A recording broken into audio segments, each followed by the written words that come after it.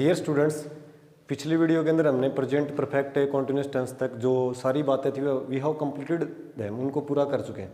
तो अब हम पास्ट इंडेफिनिट टेंस के बारे में सीखेंगे। पास्ट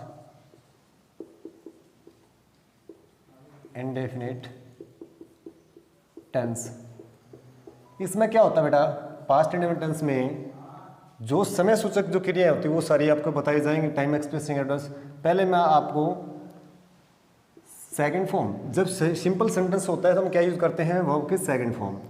और नेगेटिव सेंटेंस जब हम क्रिएट करते हैं, बनाते हैं, तो डिड नॉट प्लस V1 का यूज़ करते हैं। ठीक है, जो सहायक क्रिया के रूप पे काम करती है नेगेटिव सेंटेंस में, डिड नॉट नेगेटिव मीन जो सेंस है उसको एक्सप्रेस करने के लिए, और V1 first form of verb, चाहे करता है एक वचन हो चाहे बहुवचन। सिंपल सेंटेंस में हम V2 का यूज़ करते हैं। तो इसमें जो टाइम एक्सप्रेसिंग एडवर्ब्स हैं उनका हम टाइम एक्सप्रेसिंग एडवर्ब्स, समय सूचक क्रिया विशेषण, समय सूचक क्रिया विशेषण, समय सूचक क्रिया विशेषण। अब देखिए कौन कौन से इसमें, yesterday,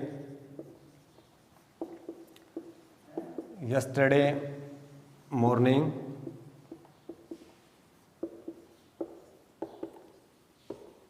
yesterday afternoon,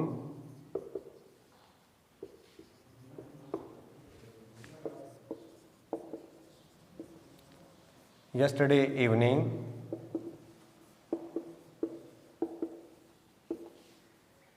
yesterday night,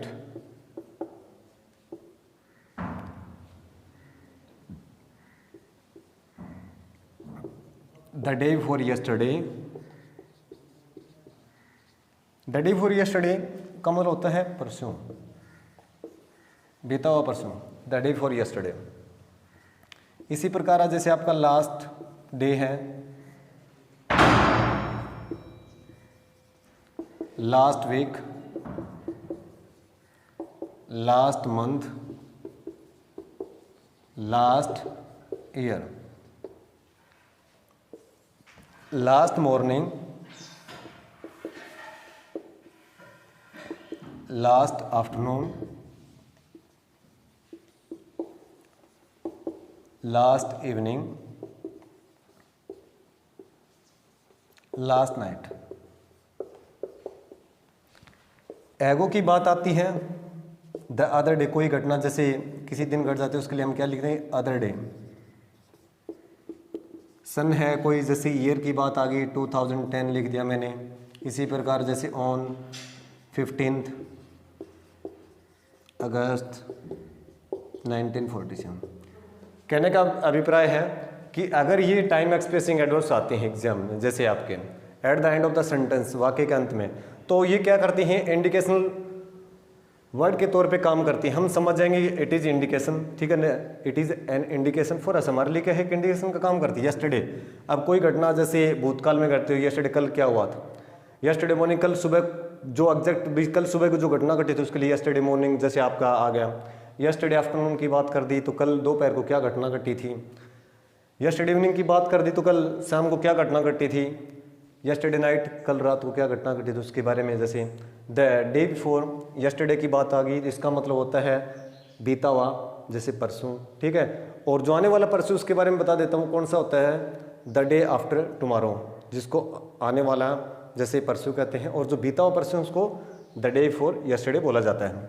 last day की बात कर दी भी, पिछले दिन क्या घटना घटी थी।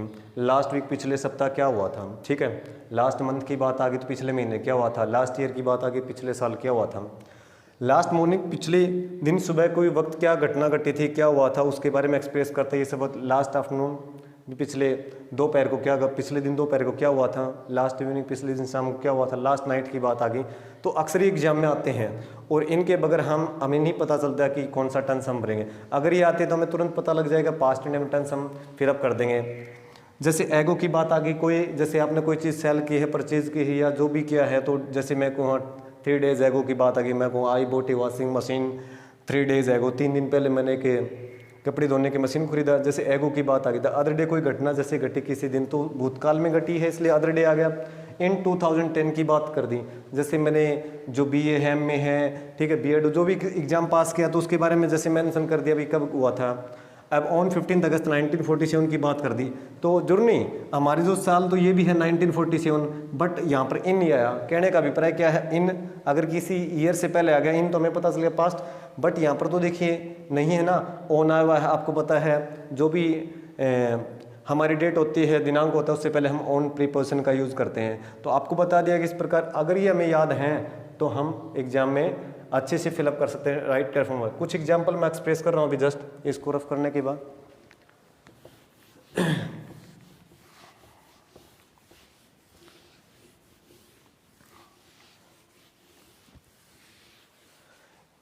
देखिए बेटा, इसमें हमारे जैसे कुछ एग्जाम्पल मैं आपको बता रहा हूँ। यस, आई मैंने लिख दिया played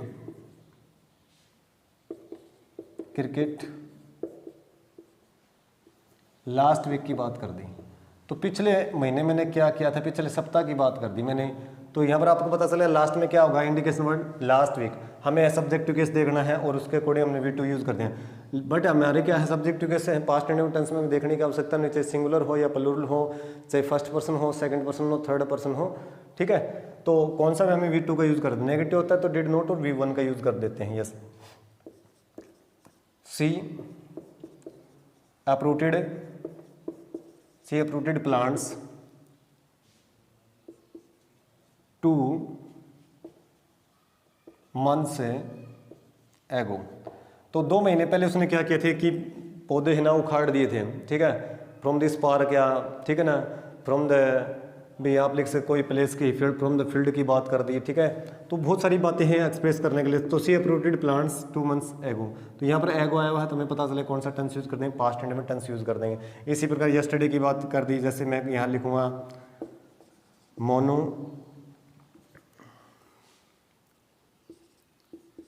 stall my pen yesterday.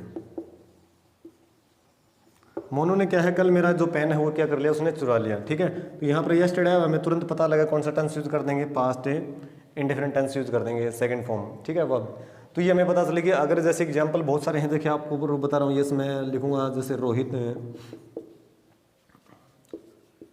went there last year की बात कर दी, तो हमें एग्जाम में याद रखना बस लास्ट ईयर आ गया तो हमें पता है सेकंड फॉर्म का यूज़ कर देंगे, ठीक है। कि क्योंकि बहुत सारी फॉर्म आती हैं, यहाँ पर जो कट की बात हो, ठीक है, या और एग्जांपल आपको एक्सप्रेस कर रहा हूँ। मोहित बॉट ए रिस्ट वॉच, मोहित ने क्या किया, बॉट ए रिस्ट वॉच, एक लाई गणना वो कब खरीदी उसने, या मैंने लिख दिया जैसे लास्ट मंथ की बात कर दी मैंने। तो ये क्या रहा हमारे लिए, देखिए सांकेतिक जो शब्द है at the end of the sentence, it is indicational word, ठीक है। सांकेतिक शब्द है तो हमें पता चला अकॉर्डिंग टू सब्जेक्टिव केस हमने क्या है सेकंड फॉर्म यूज कर दी। बट आपको बता रखा है पास्ट इंडेफिनिट टेंस में subjective case does not matter, ठीक है। तो आपको पता है सेकंड फॉर्म अगर नेगेटिव होता है तो डिड नॉट और V1 का यूज़ करते हैं, ठीक है। तो आपको बहुत सारे एग्जाम्पल हैं, इसी प्रकार आपको मैं बता रहा हूँ। जैसे कुछ बातें जो आपको समय सूचक शब्द याद हैं तो आपका जो कॉन्सेप्ट क्लियर है और आपका टेंस भी क्लियर है। इसी प्रकार जैसे it is time, it is high time, it is about time आता है। It is a high time, it is high time, it is a about time और इट इज़ टाइम। इनके बाद हमेशा अगर वाक्य की बिगिनिंग होती है तो it is time, it is I time, it is about time. तो कहने का मतलब क्या है, यहाँ पर आई टाइम का मतलब उस समय नहीं होता, सही वक्त पर, ठीक वक्त पर। इसका हिंदी में अर्थ क्या होगा कि सही वक्त पर, ठीक वक्त पर। इट इज़ अबाउट टाइम का मतलब भी यही होता है, इट इज़ टाइम, ठीक है।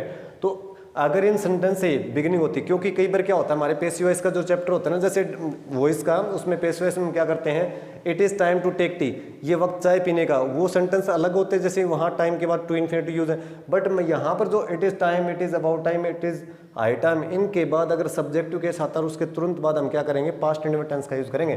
देखिए it is I time, it is I time the teachers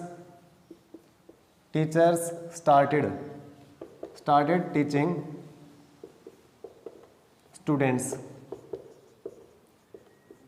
तो हमें पता चलेगा यहाँ पर क्या है, ठीक वक्त पर अध्यापकों ने बच्चों को पढ़ाना शुरू कर दिया। विद्यार्थियों को क्या है, स्टूडेंट्स का मतलब होता है जो विद्यार्थी हैं उनको सही वक्त पर पढ़ाना शुरू कर दी।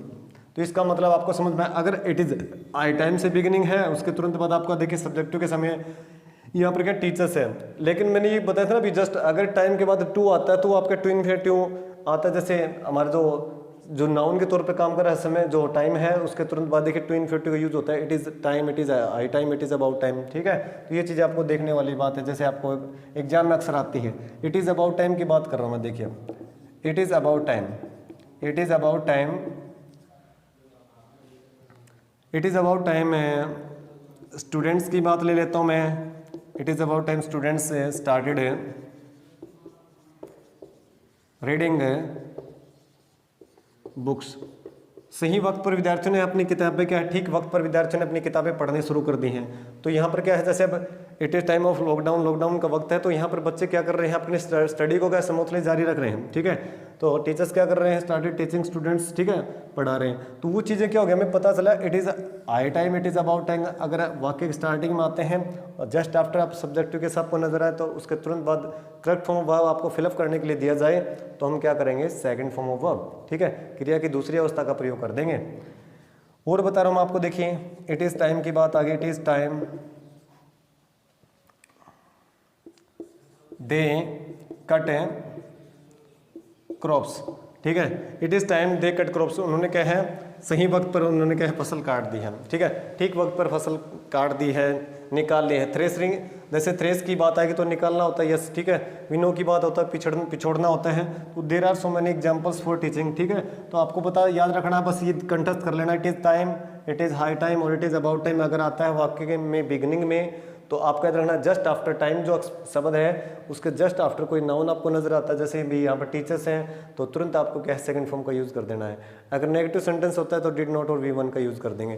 तो ये आपको दिमाग में बैठी हुई। जैसे बात आती है आपके प्रेजेंट इंडेफिनिट टेंस है ना, वो पास्ट इंडेफिनिट में चेंज होता है। कब होता है, नरेशन में। नरेशन क्या होता है आपका, जैसे कथन होता है, कथन दो प्रकार के होते हैं, डायरेक्ट स्पीच और इनडायरेक्ट स्पीच है। तो जब इनडायरेक्ट स्पीच में डायरेक्ट स्पीच का जो सेंटेंस है चेंज करते हैं, मैं पहले डायरेक्ट स्पीच का जो सेंटेंस है वो लिख रहा हूँ। ही सेड टू मी, उसने मुझे कहा, क्या कहा, देखिए I read the Gita daily, Gita daily. अब हमें पता चलेगा यहाँ पर इन्वर्टेड कोमा क्लोज कर दें। इन्वर्टेड कोमास को क्या बोलते हैं, अवतरण चिन्ह या उद्धरण चिन्ह। तो आपको पता है इस व्यक्ति ने इसको बोला है, क्या बोला, ये कहा है I read the Gita daily, मैं हर रोज गीता पढ़ता हूँ। तो कैसे चेंज करेंगे इनडायरेक्ट स्पीच में, आपको पता है अगर हमारा रिपोर्टेड स्पीच का सेंटेंस सिंपल होता है ना, तो जो सेड टू है ना उसको टोल्ड में कन्वर्ट कर देते हैं, बदल देते हैं, चेंज कर दिया हमने। V2 है, अब देखिए कंजंक्शन के तौर पे दैट लगाते हैं। हमें पता है जब सिंपल सेंटेंस होता है रिपोर्टेड स्पीच का, कहा गया कथन, आई है ना, आई क्या है करेंगे, यहाँ पर क्या है, फर्स्ट पर्सन प्रोनाउन होता है according to subjective case of reporting speech. Reporting speech के कर्ता के अनुसार चेंज होगा। आपको पता है ही है, तो यहाँ पर सब्जेक्टिव केस क्या जाएगा ही। अब आपको जो क्रिया है ना, रीड है, देखिए जो का त्यो है, यहाँ पर मैंने फिलअप करने के लिए दे दिया आपको करेक्ट फॉर्म में, गीता डेली शब्द है। तो आप सोचेंगे सर ने तो बताया था कि डेली है ना, अगर आता है टाइम एक्सप्रेसिंग एडवर्ब्स के तौर पे प्रेजेंट इंडेफिनिट टेंस में आता है, बट आपको यहाँ पर देखना है जो बात कैच करने की क्या है, दैट है, और यहाँ उससे पहले क्या है, V2 का यूज है। देखिए ही टोल्ड मी, उसने मुझे बोला, उसने मुझे बताया, जो भी बात है देखिए, तो यहाँ V2 है, तो आपको तुरंत पता लग जाएगा डेली शब्द क्यों ना हो, चाहे आपको समय सूचक शब्द के रूप में आपको सेकंड फॉर्म का यूज करना है। बट आपको पता है रीड क्या है, फर्स्ट फॉर्म होता है, सेकंड जो इसका जो उच्चारण होता है सेकंड फॉर्म के रूप में इसका रेड होता है, थर्ड फॉर्म में रेड होता है। बट यहाँ पर कुछ नहीं करेंगे, मोस्टली स्टूडेंट्स क्या कर देते हैं, इसके साथ एस लगा देते हैं और गलत हो जाता है। क्यों, क्योंकि वो सोचते हैं कि यहाँ पर तो भी वर्तमान में हर रोज पढ़ता है, हर रोज पढ़ता है, वो बात की गई, लेकिन आपने वो चीज़ कैसे नहीं की जो आपको दिमाग में बैठाने। यहाँ पर V2 है, देखिए दैट कंजंक्शन है, उससे पहले V2 का यूज है। तो अगले जब बात रखनी शुरू की तो भूतकाल में रखनी शुरू की है, और भूतकाल में की तो हमें पता है आगे जब डेली शब्द आए तो आपको पता है ये पास्ट की हैबिट होगी कि वो भूतकाल में है ना हर रोज क्या करता था, हर रोज वो किताब पढ़ता था। ठीक है, तो ये चीज़ें ध्यान देने वाले एग्जाम में अक्सर जो आती हैं और यहीं पर मिस्टेक करते हैं आप लोग। इसी प्रकार जैसे और एग्जाम्पल आपको बता रहा हूँ, नरेशन लेकर, yes I said to him, मैंने उसको कहा, inverted comma begin, you do not solve sums daily। आप हर रोज़ है ना क्या नहीं करते, जैसे क्वेश्चंस हल नहीं करते भी, मैथमेटिक्स की बात आ गई तो यहाँ सेट टू का जैसे क्या करेंगे, सेट टू है तो यहाँ पर सिंपल सेंटेंस था टोल्ड में, आई टोल्ड हिम, उसके बाद दैट, यू है ना second person according to object, object क्या है, हिम है तो यहाँ पर क्या जगह, बट आपको देखना है ये नेगेटिव वाक्य है क्योंकि मैं नेगेटिव वाक्य को लेकर चला हूँ। देखिए डेली शब्द आपको पता ही है, तो यहाँ मैंने नोट और V1 दे दिया आपको जैसे भरने के लिए, तो आप क्या करेंगे, देखिए सम्स डेली, तो आपको ध्यान देने वाली बात क्या है, जैसे सम्स डेली की बात कर दी, आपको पता है दैट कंजंक्शन है संयोजक, उससे पहले V2 का यूज है, तो आपको पता चल गया यहाँ पर पास्ट इंडेफिनिट टेंस आ जाएगा, तो डिड नॉट और सोल, तो आपको ये दोनों चीज़ें बता दी दोनों तरीके से कि नेगेटिव सेंटेंस आता है तो नॉट और V1 आपको मिलेगा, नॉट V1 मिलता है आप तुरंत समझ जाएंगे तो ये नेगेटिव है, और नेगेटिव में डिड नॉट और V1 का यूज कर देंगे अगर डेली से बताता है, तो याद रखने वाली बात है आपको एग्जाम में, ठीक है। तो आपका ये क्या है, इसमें जो मेन रूप मुख्य रूप से आती हैं ये बातें आती हैं। आपका अगला जो टेंस वो क्या है, पास्ट कॉन्टिन्यूस टेंस, उसके बारे में हम डिस्कस करेंगे जो भी रूल हैं। अगली बात देखिए आप लोग, जो पास्ट कॉन्टिन्यूस टेंस के बारे में, पास्ट कॉन्टिन्यूस टेंस, इसमें जो हेल्पिंग वर्ब होते हैं वो कौन कौन से होते हैं, देखिए आप, हेल्पिंग वर्ब्स, वाज, वर, और वर्ब कौन सी होती है, V1 के साथ ING, आपको पता है, जनरल बातें बता देता हूं, आई, ही, सी, इट, व सिंगुलर नाउन के साथ, सिंगुलर नाउन के साथ क्या यूज करते हैं, वाज, यू, वी, दे, व प्लूरल जो नाउन होगा उसके साथ आप क्या यूज करते हैं, वर का यूज करते हैं। अब आपको देखना जो एग्जाम में आते हैं, जैसे आपके समय सूचक जो शब्दों में जो आपको नोट करने वाले हैं, आपको याद रखना जब वाहिल से बिगिनिंग हुआ सेंटेंस, वाहिल मैं कहूँ ये while I was, while I was sleeping, my brother was eating fruits, कि जब मैं सो रहा था तो इसका मतलब मैं क्या कर रहा था, मेरा भाई ना वो फल खा रहा था। तो यहाँ पर अगर वाइल से भी एक साथ कहने का मतलब क्या है कि एक साथ भूतकाल में दो कार्य एक साथ हो रहे हों, ठीक है, दोनों अलग अलग सब्जेक्ट कैसे, तो यहाँ पर उस दफ़ा हम किसका यूज़ करते हैं, पास्ट कॉन्टिन्यूस टेंस का यूज़ करते हैं। और अक्सर एग्जाम में आता है वाइल की बात आती है, जैसे वाइल आई वाज प्लेइंग, लेकिन कई बार क्या होता है, जैसे मैं कहूँगा व्हेन आई वेंट देयर, जब मैं वहाँ गया तो वे क्या कर रहे थे, कोई और, जैसे मैं कहूँ व्हेन आई वेंट देयर, जब मैं वहाँ गया, ठीक है, ये कैसे व्हेन आई कैम हियर, जब मैं यहाँ आया, ठीक है, बहुत सारे एग्जाम्पल हैं। When I went there they were growing plants, they were growing plants, जब मैं वहाँ गया ना वो क्या कर रहे थे, पौधे रोपण कर रहे थे, पौधे उगा रहे थे, यस, ठीक है ना, ग्रोइंग प्लांट्स कौन होते हैं, पौधे उगा रहे थे, यस। तो जब मैं वहाँ गया तो एक काम हो रहा था, उसी दरमियान को दूसरा काम होना, तो उसको पास्ट इंडेफिनिट टेंस में दर्शाते हैं। तो आपको पता है यहाँ पर काम हो रहा था, जो हो रहा था उसको पास्ट कॉन्टिन्यूस में, और उसी दरमियान एक काम तो हो रहा था, पहले जारी था, और उसी दौरान क्या दूसरा कार्य हो गया, तो जो काम हो रहा था उसको तो पास्ट कॉन्टिन्यूस में, ठीक है, और जो उसी दरमियान उसी दौरान हुआ तो उसको पास्ट इंडेफिनिट टेंस में हम एक्सप्रेस करते हैं, ठीक है। तो यहाँ पर V2 का यूज़ करते हैं और आगे पास्ट कॉन्टिन्यूस टेंस से according to subject to case, subject to case दे है ना, इसलिए हमने क्या यूज़ कर दिया, वर्ड और फर्स्ट फॉर्म के साथ ING अटैच कर दिया हमने, ठीक है। तो एक तो एग्जाम में अक्सर जो हमारी ये आती है। दूसरी जो बात है जो आपको कैच करने वाली इसमें वो क्या है, वो आपको मैं बता रहा हूँ, जो डायरेक्ट स्पीच के अंदर हम जब इनडायरेक्ट स्पीच में चेंज करते हैं तो वहाँ पर भी हमें टेंस की आवश्यकता होती है, टेंस को चेंज करते हैं, और वो अक्सर एग्जाम में आ जाता है। क्या आता है, नाउ, समय सूचक जो शब्द है, समय सूचक शब्द नाउ है, उसको देन में चेंज कर दिया जाता है। तो क्या कौन सा, जैसे मैं आपको बता रहा हूँ, I said to him, I said to Monu, मैं किसी व्यक्ति का एग्जाम्पल ले सकता, I said to Monu, Monu कहा मैंने, क्या कहा, आर यू गोइंग देयर, या आर यू गोइंग, जैसे मैं किसी शहर का नाम लिख रहा हूँ, are you going to Bhiwani, now की बात कर दी। तो अब कैसे करेंगे, देखिए आप लोग, अब सबसे पहले हम देखना इस व्यक्ति ने इसको बोला, क्या बोला है, जो रिपोर्टेड स्पीच का सेंटेंस उसमें है, इसको बोलते हैं अवतरण चिन्ह कोमे में बंद है, किसने इसको क्या कहा, ये कहा। तो सबसे पहले हमें पता है रिपोर्टेड स्पीच का सेंटेंस है वो क्या सेंस दे रहा है, क्या अर्थ रिफ्लेक्ट कर रहा है कि प्रश्नवाचक वाक्य है। तो यहाँ पर सेड टू किस में चेंज कर देंगे, आज में, आई आज मोन। अब आपको देखना है इन्वर्टेड कॉमास को रिमूव करने के लिए हम क्या यूज़ करते हैं, नरेशन में इफ़ का यूज़ करते हैं जब बिगिनिंग होती है कोई हेल्पिंग वर्ब से, और अगर डब्ल्यू एस फैमिली वर्ड से स्टार्टिंग होती ना तो हम क्या करते हैं, उन्हीं शब्दों को हम बीच में रखकर दोनों वाक्यों को कनेक्ट कर देते हैं, ठीक है ना। तो वो क्या कहलाती है, जैसे कुछ समय सूचक एडवर्ब्स होते हैं, जैसे कोई स्थान सूचक जैसे वेयर है वो स्थान का काम करता है, तो वो चीज़ नहीं यहाँ पर हमारी बिगिनिंग। हमने इफ कंजंक्शन का यूज़ करते हैं, यू क्या second person according to object, object क्या है, मोनो है, तो हम यहाँ पे यूज़ करते हैं व्यक्ति विशेष है, इसके लिए प्रोनाउन क्या यूज़ करते हैं, ही। अब आपको देखना टेंस बदली होगी, ऐसा होता है V2 है ना, तो आगे का टेंस किस में हो जाएगा, पास्ट कॉन्टिन्यूस में, लेकिन मैं वो भर नहीं रहा हूँ आपको, मैं गो क्रिया दे रहा हूँ, yes to be one am. तो अब आपको मैं सोल्व करके दिखा रहा हूँ कि कैसे इसको हल किया जाता है। नाउ किस में चेंज करते हैं, देन में। अब हमें पता चला एग्जाम में हमें ये चीज़ें आपको सोल्व करके थोड़ी बताया जाएगा, तो आपको क्या है, अगर यहाँ देखना है, अगर सेकंड फॉर्म हो, कंजंक्शन क्या है, इफ या विदर से कनेक्ट हो वाक्य दोनों। अब हमें पता है यस हमारा सब्जेक्ट कैसे ही है, फिर आपको देखना है नाउ को किस में चेंज किया जाता है, देन में। किस में चेंज किया जाता है, देन में। तो हमें पता चल गया कि हमारा पास्ट कॉन्टिन्यूस टेंस था ना, प्रेजेंट कॉन्टिन्यूस टेंस था, और वो हमने पास्ट कॉन्टिन्यूस में चेंज कर दिया है। तो यहाँ पर कौन सा टेंस आ जाएगा, पास्ट फॉर्म, क्योंकि नाउ है ना समय सूचक शब्द है, और इसको नरेशन में हम नाउ को देन में चेंज कर देते हैं। तो आपको पता चला देन है, ये आपके इंडिकेशनल वर्ड है जो अक्सर एग्जाम में आता है, और यही हम इग्नोर कर देते हैं। तो यहाँ पर क्या आ जाएगा, अकॉर्डिंग टू सब्जेक्ट जैसे हमारा ही है, तो वाज ऑफ वर्ब के फर्स्ट फॉर्म के साथ आईएनजी यूज कर देंगे। तो यहाँ पर वाज गोइंग अक्सर जो एग्जाम में आ जाते हैं। हमारी प्रेजेंट कॉन्टिन्यूस में आपको मैंने कुछ एडवर्ब्स बताई थी, करंटली की बात बताई थी, दीज डेज की बात बताई थी, आपको नाउअडेज की बात बताई थी, at the moment, at present है, स्टिल है, टुडे, ये सारी आपको मैंने बताई थी।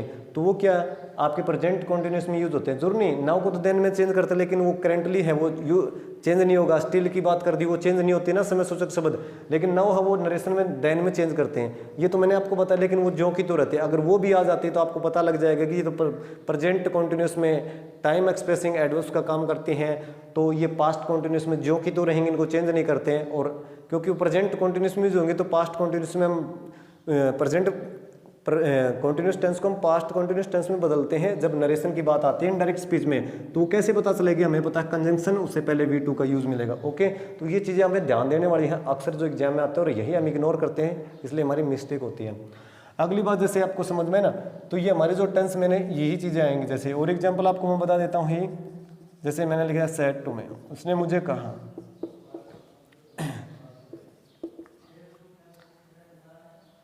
उसने मुझे कहा आई एम अप्रूटिंग प्लांट्स, करंटली की बात कर दी मैंने, और इन्वर्टेड कॉमा क्लोज। अब हमें पता चल के प्रेजेंट कॉन्टिन्यूस में हम करंटली जो टाइम एक्सप्रेसिंग एडवर्ब्स के तौर पे यूज करते हैं।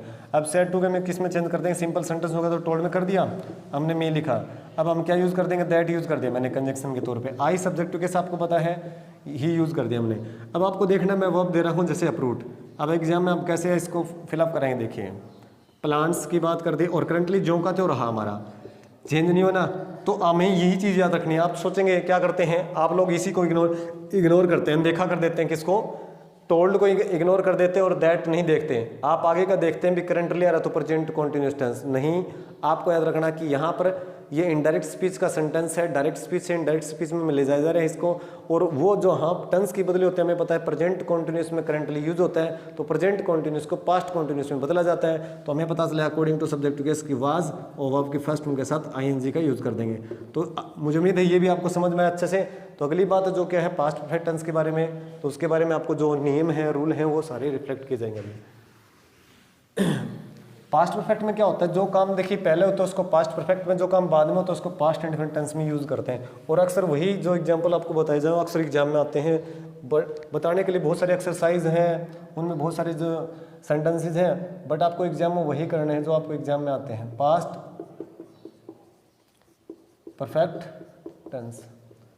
तो इसमें क्या होता है हमारे, जैसे याद रखना है कि इसमें एक एक्सिलरी वर्ब होते हैं हमारी, हेड और प्लस V3, कहने को हेड वर्ब है हमारी और क्या है V3 का हम यूज करते हैं। तो इसमें आपको देखने वाली बात है कौन सी, जैसे जो काम पहले होता है उसको पास्ट परफेक्ट में मैं लिखूंगा द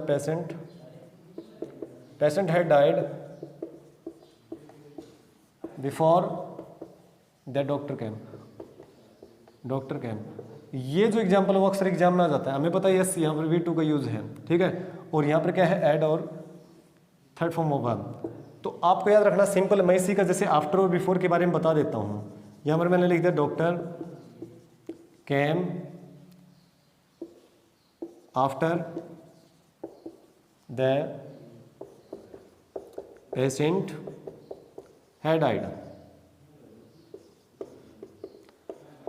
तो ये मैंने आफ्टर और बिफोर की बात बना, आपको जनरल वे से याद रखना है। अगर आफ्टर और बिफोर आप वाक्य में आते हैं, आपको पता है दोनों तरफ ब्लैंक कभी नहीं मिलते एग्जाम में। अगर बिफोर से पहले आपको एडवर्ब की थर्ड फॉर्म नजर आता है तो आप याद रखना पास्ट इंडेफिनिट टेंस यूज होगा। अगर पास्ट इंडेफिनिट की नहीं पता क्या है तो आपको V2 तो याद रख सकते, सेकंड फॉर्म ऑफ वर्ब, ठीक है, क्रिया की दूसरी अवस्था का प्रयोग कर देंगे।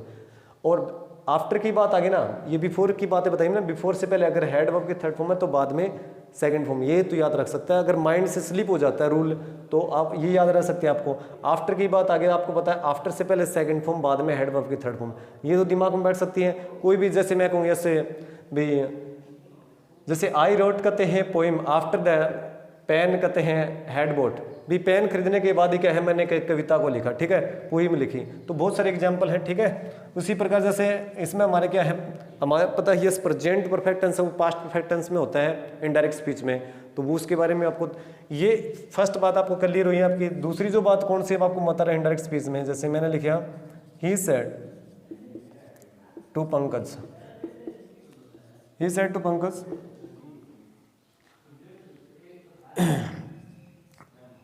I bought a blue pen last week की बात कर दी मैंने। अब हमें पता है यस इनडायरेक्ट स्पीच में देखिए हम क्या करते हैं, डायरेक्ट स्पीच से इनडायरेक्ट स्पीच में सेंटेंस को ले जाते हैं, लेकिन आपको ये मैं खोल के बता रहा हूँ जैसे कैसे।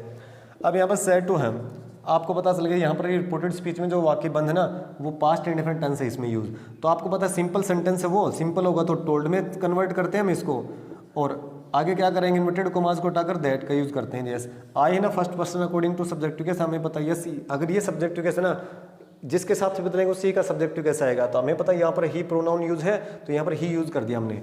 अब हमें देखना टेंस कौन सा यूज है, पास्ट इंडेफिनिट। आपको पता है इनडायरेक्ट स्पीच में पास्ट इंडेफिनिट किस में बदला जाता है, पास्ट परफेक्ट में बदला जाता है। और वो कैसे पता चलेगा, क्यों, क्योंकि इंडिकेशनल वर्ड आपको मैंने बताए थे, सांकेतिक शब्द बताए थे, without a indicational word we can't fill up right correct form of verb, हम नहीं भर सकते भी।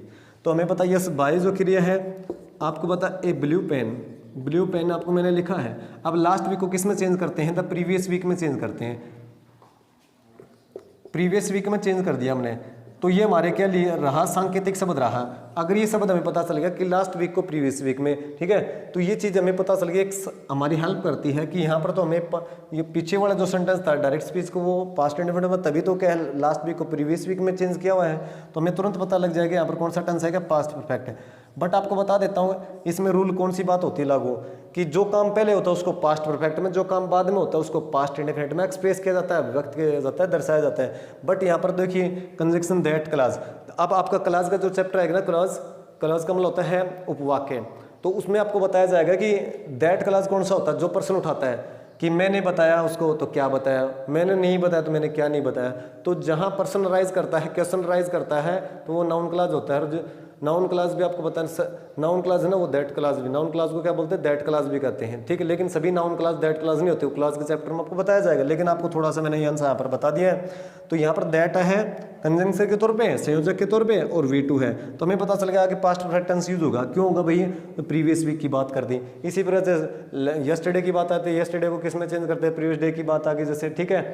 तो हमारे जो सेंटेंस है लास्ट वीक और यस्टरडे की जो मैंने आपको एडवर्ब्स मैंने लिखवाई थी प्रेजेंट पास्ट इंडेफिनिट टेंस में, तो वो अगर चेंज होते हैं समय सूचक शब्द के तौर पे तो आपको तुरंत पता लग जाएगा कि यहाँ पर जैसे प्रीवियस वीक आ गया, प्रीवियस मंथ आ जाए, प्रीवियस ईयर की बात कर दी, ठीक है।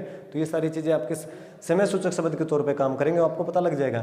तो ये मुख्य रूप से आपको क्या है, मैंने 3 बातें जो आपको बताई, 2 बातें रिफ्लेक्ट करती हैं। तीसरी जो बात है जो रूल के तौर पर आपके एग्जाम में आती है वो कौन सी है, वो आपको बता रहा हूँ। प्रेजेंट परफेक्ट किस में चेंज होता है, पास्ट परफेक्ट टेंस में, हमें पता है यस, जब हमारी रिपोर्टिंग में पास्ट टेंस में हो। यहाँ पर मैंने लिख दिया yes I said to him, I said to मैंने लिख दिया सोनू। तो यहाँ पर क्या करेंगे, देखिए प्रेजेंट परफेक्ट टेंस होगा ना, तो मैंने लिखा यू हैव यह फिनिश्ड मैंने लिख दिया, यह इटन